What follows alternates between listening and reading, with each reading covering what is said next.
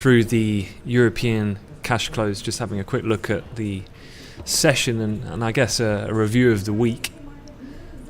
So let's just kick things off with got to start with the equity space, and particularly the Dow, because obviously this being a historic week. Well, I say that, I guess breaching new 1,000-point increments in the Dow isn't really new news these days, but 23,000 being breached. This coming just 2 days ago, midweek on Wednesday, we had that really firm upward trend to the eventual high, retested overnight in the Asia-Pac session, and then that Thursday morning sell-off, which was one of the kind of most rapid downward movements we've seen in the equity market in such a long time. You know, US equities have been in such a narrow, tight range, generally speaking, on this kind of ascent to record territory, that it was actually really good to see a bit of market movement for a change. And I guess it appeared at the time a little bit of profit taking after that breach of that handle fee, that handle 23,000. You had a couple of poor European earnings at that time, and then obviously the Spanish situation kind of heating up with the still kind of indecision about Catalonia, reluctant to kind of formally put forward this push for independence, and the mainland government kind of ratcheting up the pressure. But we recovered, and obviously last night was a real key catalyst for the next kind of surge, combination of the announcement of the US budget resolution for next year getting agreed, opening up then the door to Trump looking to push forward with his corporate tax plans and so on and so forth. So the fact that came during a fairly illiquid part of the session, so it was overnight, kind of London time, it was 2:35 a.m. And then the break technically of that resistance level of that 24-hour period, so a really strong, sharp push to the upside. And since then, we've kind of held on and remain up at around these higher levels. Did have a brief dip at the Wall Street Open, but we're still up, holding on to a bulk of the gains. So again, looking slightly more longer time frame to put it into perspective in terms of the week, we started down at really at the lows around 22,800, and here we are up at 23,215 at the moment. So really impressive run here for the Dow. What has that meant then with this kind of renewed risk appetite and this reinitiation of the Trump trade? Well, today specifically, gold's come under pressure.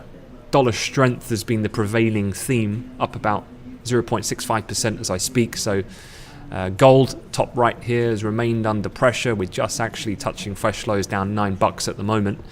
US yields have increased. So looking at the US 10-year over the period of the last 24 hours, and that's seen a quite clear trend lower, going from kind of highs around the mid 125s down to sub the 125 handle.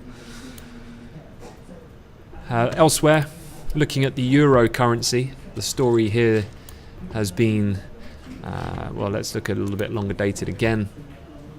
Pretty seesaw week overall, but the most recent trend has been to the downside.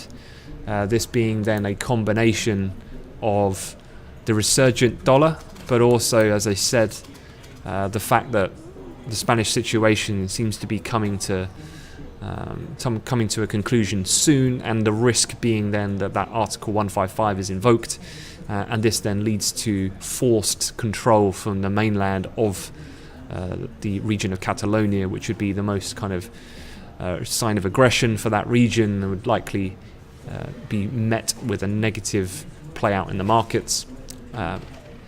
Looking target wise on this last little push down, we were looking at this level earlier when we initially broke the low from this morning, and it's taken a while, but it's eventually got down there to the 118.04 level. Looking at the pound, and really you've got to look at the pound in the context of the week, because it's been quite an interesting one.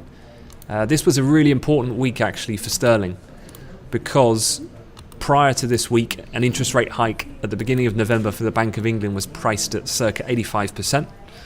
And so markets are still wary of the fact that Monetary Policy Committee members of the Bank of England are still somewhat data dependent, looking at information as it's coming in to make a more informed decision, because what we've had this week are basically the three main major data points from the UK, and that being here, which was actually probably the biggest move, came on Tuesday, and actually despite the very brief pop in the market, which was predominantly some of the pre-release movement, the pre-positioning, inflation came in line, 3% year on year, 2.7 on the core, and actually the pound sold off thereafter. The reasoning behind this being that, okay, inflation is up, but it wasn't as high as some may have feared, which was a breach of the 3% threshold. So Mark Carney can keep his pen dry for the moment, but another 1/10, and he's going to have to write that letter to the Chancellor explaining this clear breach of his mandate, of his target of 2%. We then had got followed up quickly by the wage data out of the UK, and although that was a slight pickup, it does still show particularly sanguine conditions of wage improvement, and this obviously then is creating this bigger disparity between what people are earning and what the cost of living is become. And the greater this divide becomes, the more negativity that plays out into a consumer's psyche, their ability to spend, and then net corporate profitability and economic growth as an end result. Then to wrap things up and really hit the nail in the coffin, you had UK retail sales.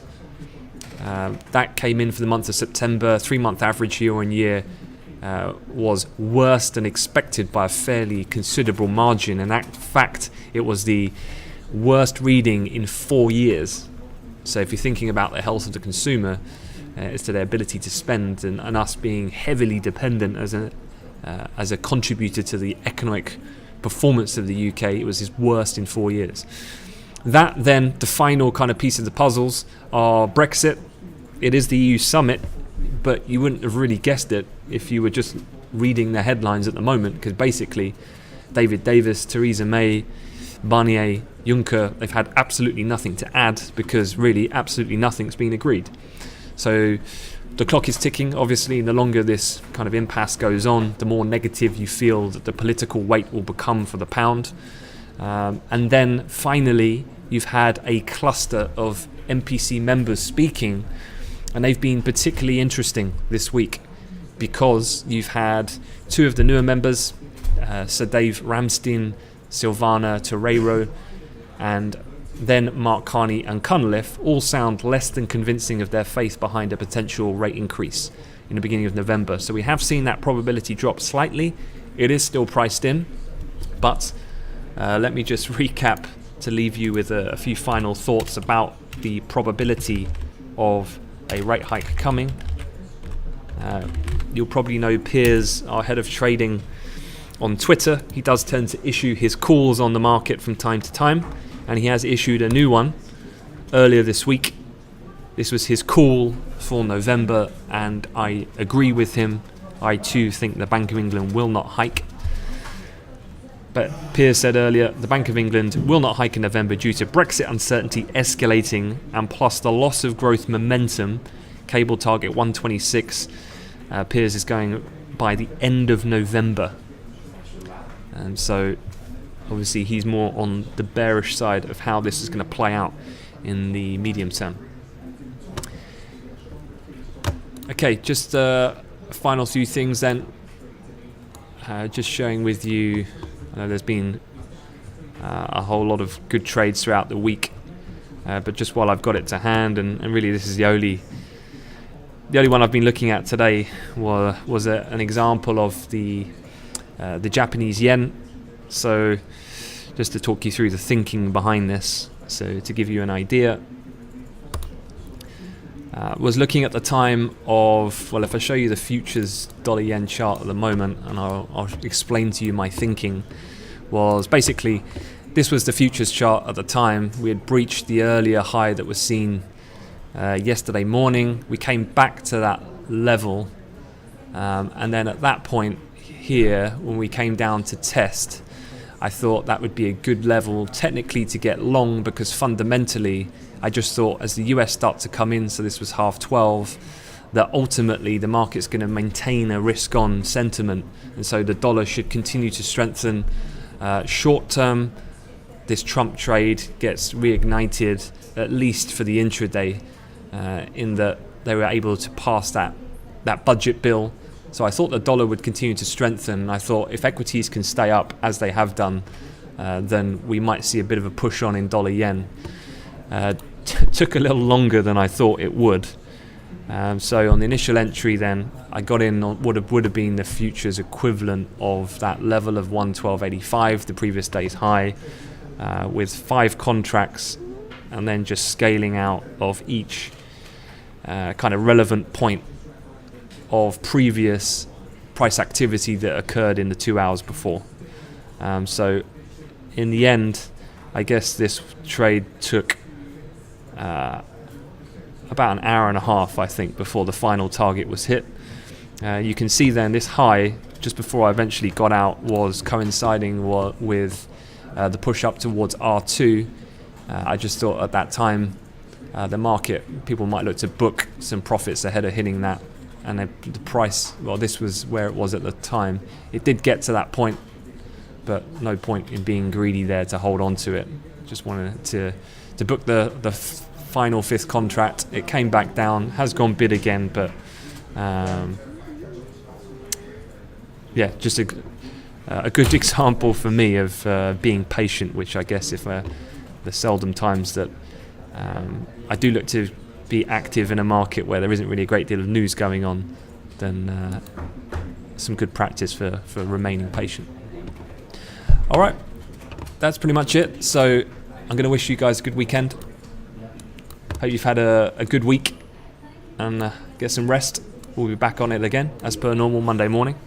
So until then, take care and have a good one. Thank you.